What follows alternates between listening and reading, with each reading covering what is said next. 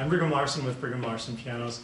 This is one of my very favorite pianos of all time, and I think many people in my 25 years of experience in this industry, I've come across many people who share that sentiment.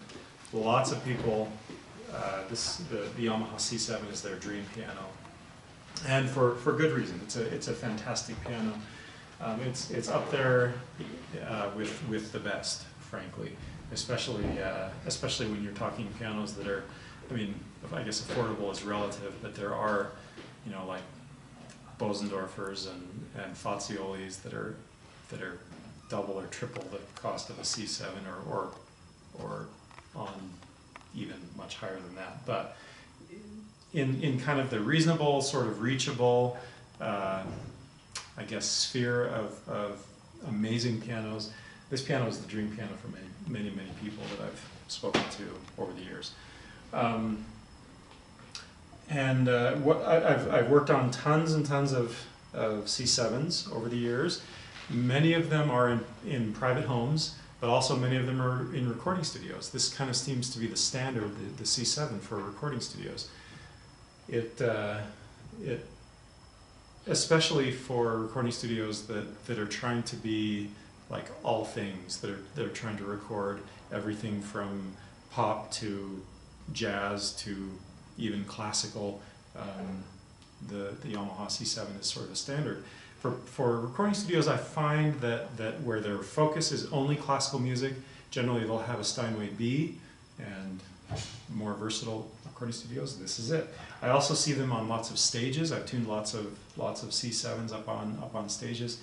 It's just an absolute classic, and probably if you're watching this video, you're probably well aware of what I'm talking about, and I probably don't need to be reiterating all of this.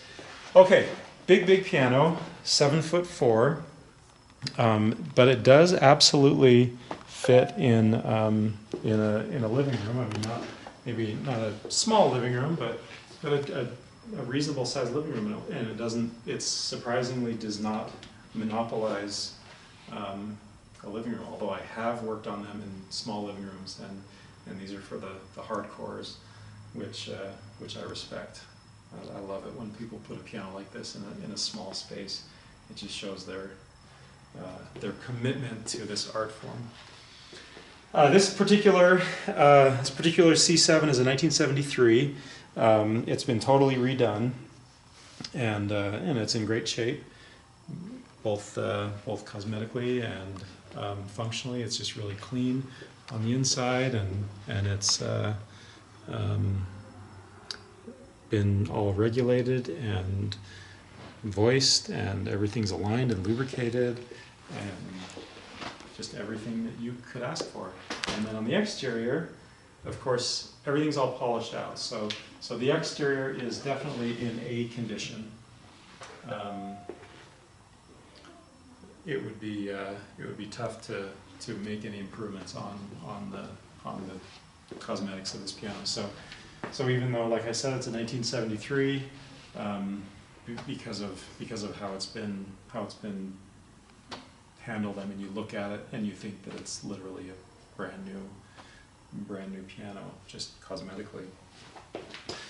Okay, so let's hear that amazing Yamaha C7 famous sound. Beautiful, big, rich tone.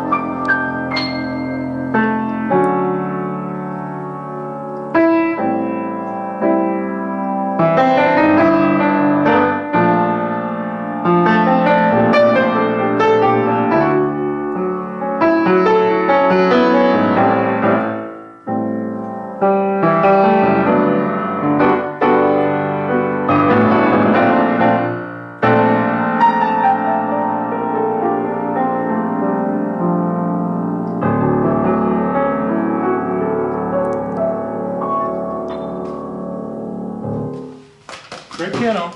I think whoever ends up with this piano is going to be super, super lucky. And maybe I'll add one more thing before I finish up the video. And that is, I always have my eye out for a C7. There was a time, let's see, probably a year ago that I had 2 C7s in it once. That was super rare. And then of course they both sold quickly. And then I was like scouring all of the industry contacts and the people that I know looking for a C7, because these are just so beloved. And people come in just asking like, hey, do you have a C7? And I didn't have one for like 6 or 8 months. I just couldn't find one anywhere. So when this one finally became available, I jumped on it, and I'm really excited to have a C7 back in the shop now. So come check it out. I think it will be the dream piano of many, many people.